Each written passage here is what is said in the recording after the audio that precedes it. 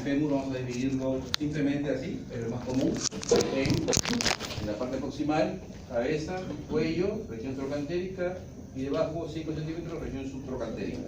¿Ya? Es una clasificación bastante común, fácil de poder determinar las fracturas, en este caso, de fémur proximal o cadera. ¿Sí?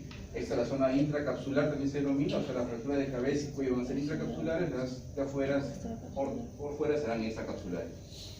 ¿Ya? Entonces, vamos a ir viendo eso. Obviamente las fracturas de cabeza son raras, ¿ya? Son muy raras y generalmente vamos a verlas en el segundo capítulo o clase, que es las luxaciones de cadera. Las fracturas de cuello sí son mucho más comunes, evidentemente de un mecanismo obviamente indirecto, por osteoporosis, por rotación, ¿no? Generalmente el paciente se atasca o se tropieza, gira y ahí se fractura.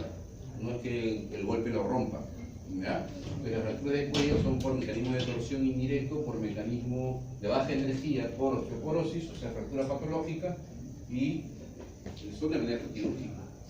Esa es la importancia de, ¿no?, la parte vascular, ¿no? Siempre es importante, y existe riesgo, ¿no? Cuando hay fracturas de cuello femoral, tenemos riesgo de ¿qué? De fuerte, necrosis vascular uno y lo otro de pseudoartrosis, ¿no? Al no tener una buena vascularización, no puede consolidar bien. Y lo otro es que se puede llegar a necrosar la cabeza. Entonces son los dos riesgos de una fractura de cuello femoral, ¿no? Entonces es una articulación muy estable, a diferencia del hombro. Igual el hombro es una enartrosis, hace los mismos movimientos, pero es mucho más estable porque, si ustedes ven, el acetábulo contiene casi un tercio o más, perdón, de la cabeza, ¿no?, por dentro, y le da completamente estabilidad. Los ligamentos son muy gruesos, a diferencia del hombro, y para que se luxe, evidentemente, como he visto anteriormente, son mecanismos de alta energía, no es como el hombro. Entonces, importante la parte vascular, ¿no? Y aquí hay una clasificación, ¿sí? Estamos hablando ya de cuello, ¿no? Fracturas de cuello. Esta es la clasificación más conocida, ya a nivel mundial, que es la clasificación de Darden, ¿ya? De 4 grados. El primer grado es esto que ustedes ven, que es una fractura impactada, o sea que el hueso se mete dentro del cuello, la cabeza, y mira hacia arriba. Si ustedes ven, la cabeza está impactada y metida mirando hacia arriba. Entonces se llama valgo, ¿ya? El valgo es cuando la cadera habitual, ¿qué angulación tiene? ¿Cuánto? 175, está bien. Si tenemos una cadera de 120, será una cadera vara. Y si tienes una de 150, 45, 50, será valga. Entonces todo lo que va hacia más, valgo, lo que va hacia menos, varo. Entonces esta cabeza se va hacia más, si ustedes ven. Entonces por eso se impacta en valgo, ¿ya? Entonces la primera Darden es una fractura impactada en valgo. El segundo grado, como ustedes ven ahí arriba a la derecha, es una fractura completa, pero no desplazada, ¿sí? Ustedes ven, está en su lugar. No está impactada, no está ni en varona, sino está en su lugar. Ese es el segundo grado de Darden.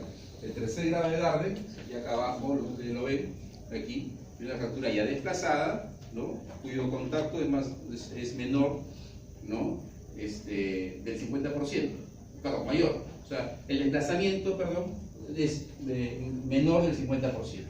O sea, se fractura, pero no completamente se desplaza, ¿no? En un porcentaje de contacto de cuello con cabeza, existe un porcentaje mayor del 50%. La del cuarto grado ya es un desplazamiento completo, ¿no? Entonces, de hecho, ¿cuál es más grave? La de cuarto grado, ¿no? ¿Por qué? ¿Qué riesgo más tiene de necrosis y de pseudoartrosis? Hay mayor lesión vascular, ¿sí? Entonces, vamos a depender mucho del tratamiento de la edad, ¿ya? De la edad y la actividad previa del paciente. Cuando hablamos de cadera, tenemos que ver esas dos cosas: la actividad previa del paciente, que es lo que hacía antes de la caída, y edad y estado cognitivo. Esas tres cosas nos permiten decir qué hacer con esa fractura, con ese paciente.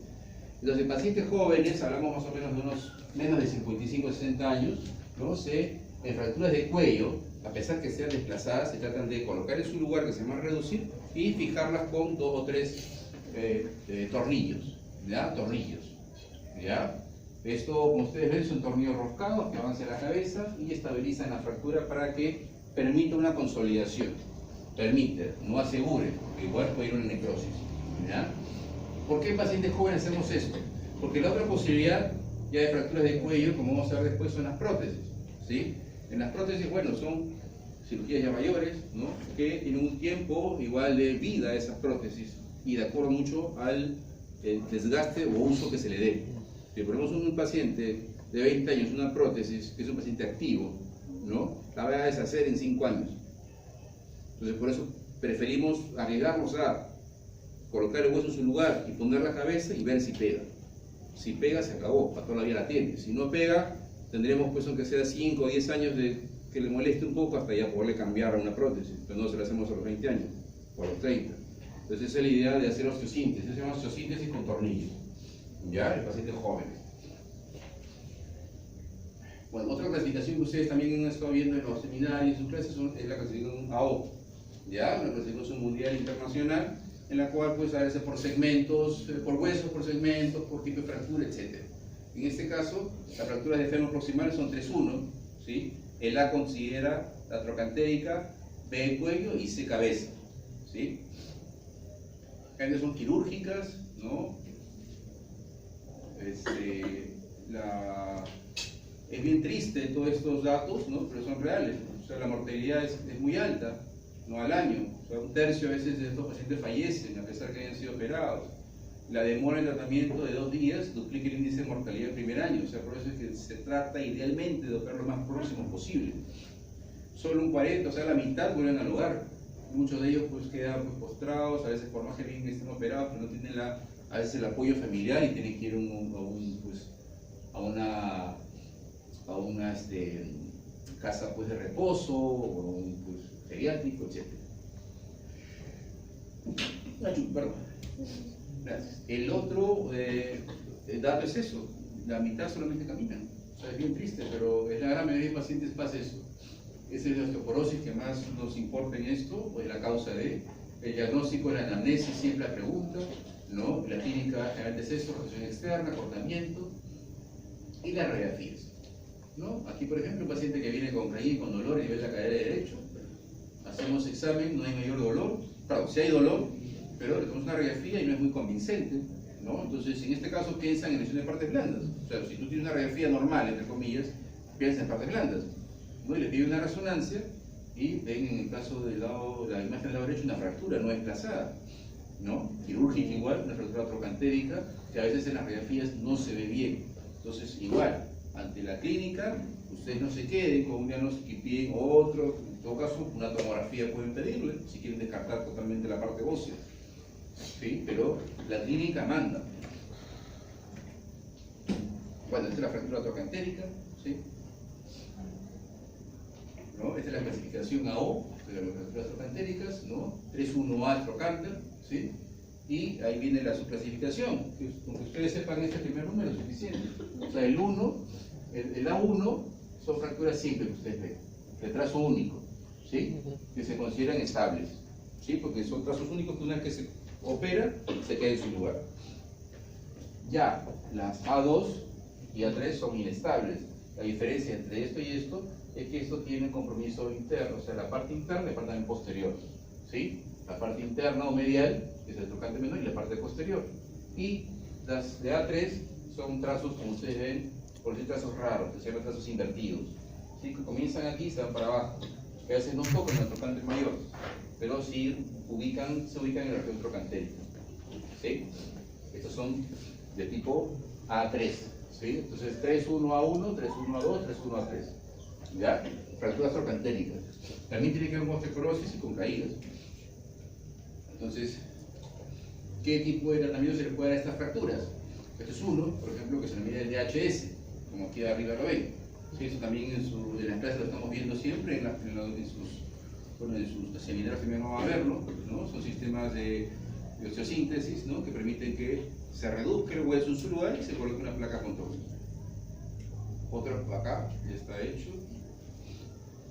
Otro esto, ¿no? Que son los clavos proximales de fémur, ¿no? Para también fracturas trocantéricas, ¿no? Entonces ese es un caso típico, lo que ves hoy día en el hospital, hemos visto esta cirugía hoy día, ¿sí? Entonces este mismo clavo se ha colocado, ¿sí? Entonces es una fractura, una forma de tratar, ¿no? Las fracturas trocantéricas con clavos proximales de fémur. Miren, tenemos clavos gamma, ¿no? O clavos proximales de fémur.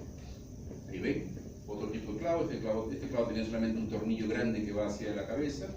este tiene otro que tiene dos, son variables. Y después hablamos de las artroplastías, ¿sí? Las artroplastías o prótesis no van a estar indicados en la gran mayoría de fracturas del cuello en personas de edad. Ya de edad hablamos más de 55, 60, 65 años promedio. ¿Ya? La diferencia entre las prótesis van a ser parciales y totales, ¿sí? Las parciales que son, que reemplazan solamente ¿qué? La cabeza femoral nada más. Y por tanto la cabeza va a ser, ¿no?, del mismo o un poquito menos del tamaño de la cabeza nativa, ¿no? O sea, sacamos la cabeza del medio y le ponemos una igual, ¿ya? Entonces esto que es metal va a ir en contacto directo con el acetábulo, ¿sí?, que es en este caso cartílago. ¿Y qué va a pasar si yo a ese paciente lo hago caminar kilómetros y kilómetros? Se desgasta, ¿no? ¿Ya? Entonces hace dolor primero, una prótesis dolorosa, y en el tiempo el cartílago se va desgastando, agravando. Entonces, por tanto, este tipo de prótesis parciales solamente se va a colocar en pacientes que tengan poca o nula actividad, ¿sí? Solamente en casa, con su andador, van al baño, van a comer, no salen de casa, ¿sí? O pacientes postrados, ¿no? Muy independiente de la edad, ¿ya? Podemos tener pacientes de 100 años, como han tenido, que están lúcidos 100%, y no se les puede poner esto, ¿sí? Si no, se les pondría la total, que vamos a ver después. Podemos tener pacientes de 20 años que han sufrido un accidente de tránsito y están pues, parapléjicos, ¿sí? Entonces, corresponde colocarle esto, ¿sí? Entonces es muy importante lo que antes del accidente tenían estos pacientes vacíos. Ahí está la prótesis colocada, ¿sí? Y las otras son las prótesis totales, que van a reemplazar, disculpen, van a reemplazar tanto la parte del acetábulo como la parte del fémur. Van a ver que es una cabeza más chica, ¿sí? Y que va a ir, acá hay dos tipos de prótesis totales, las no cementadas como esta y las cementadas. Las no cementadas van aquí arriba primero una copa de metal, ¿no?, que entra acá, y adentro de esa copa de metal, que se colocan con tornillos también hacia la pelvis, va una copa de plástico que está acá. Por eso ven una doble copa, metálica y plástico polietileno. Aquí abajo va la de metal, ¿sí?, que es la presión, a presión. ¿Esto en qué caso? Por ejemplo, pacientes que tengan una calidad ósea, digamos, buena, regular, con osteoporosis leve. Pacientes, entre comillas, podemos hablar de 65, 70, 75 años, ¿no? La otra ya es la prótesis total, pero cementada, ¿no? Que esto se le coloca cemento acá adentro, se coloca este vástago femoral, y aquí ya no se coloca esto metálico, sino de frente se coloca el cemento, ¿no?, con la prótesis de plástico o polietileno. Entonces, ahí el juego en ambas no va entre ninguna, va entre dos superficies protésicas, por tanto ya no produce dolor. Y es para pacientes que tengan la actividad buena, estén lúcidos y tengan buena actividad y calidad ósea. Acá, por ejemplo, vemos una prótesis no cementada, ven lo que le dije, tiene una copa primera acá de cemento, de metálica, que es lo que se ve acá. Esto es metal todo, con un tornillo hacia arriba. Adentro está el plástico que no se ve porque es radiografía, y aquí está la prótesis que se coloca, en este caso se coloca bien al mismo grosor casi o diámetro del paladar interno, ¿no?, porque entra presión. Entonces son prótesis no cementadas. Entonces, como un pequeño resumen de manejo de cuello femoral es eso, ¿no? Personas jóvenes, ¿no?, tornillos, ¿ya?, que hemos hablado idealmente de esas edades promedio, ¿no?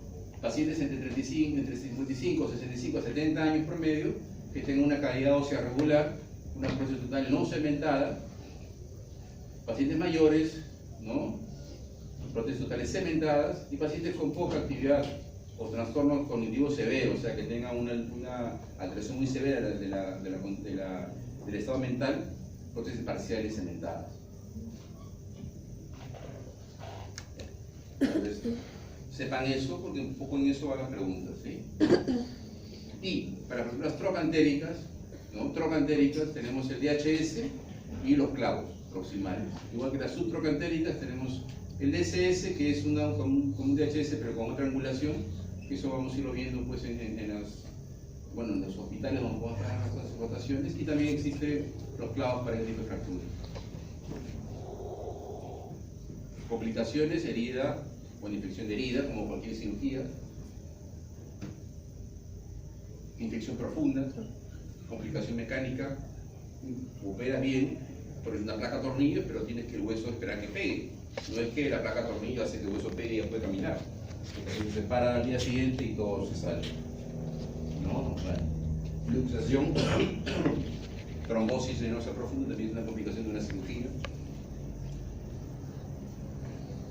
Entonces, en este tema, ustedes tienen que saber pues, la clasificación, ¿no?, de las fracturas, en este caso de cadera. En cuello, la que más se pide es la de Daphne, y el trocánter son la O. ¿Ya? Entonces van a venir las preguntas, por ejemplo, ¿no? Un paciente de 80 años, lúcido, activo, con una fractura Gardner 1, o un Gardner 3. Entonces, ¿qué le harían? Una total cementada, ¿no? 80 años, podemos decir que la calidad no es muy. Entonces, en esos valores se van a hacer las preguntas. Un paciente que les digo, 20 años con una fractura del Gardner 2, ¿no?, activo, ¿qué le harían? No segmentada. No segmentada completa. Tornillo, activo.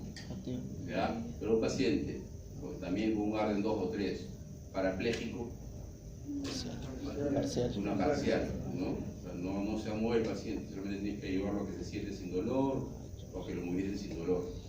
¿Ya? Entonces, en eso un poquito tengan las ideas, ¿no?, sobre el manejo de las fracturas. Tienen que saber diagnosticarlo, evidentemente, a través del examen clínico, ¿no?, las radiografías, ¿no?, y bueno, saber nociones sobre el tratamiento. ¿Ya? Pero lo que sigue son luxaciones.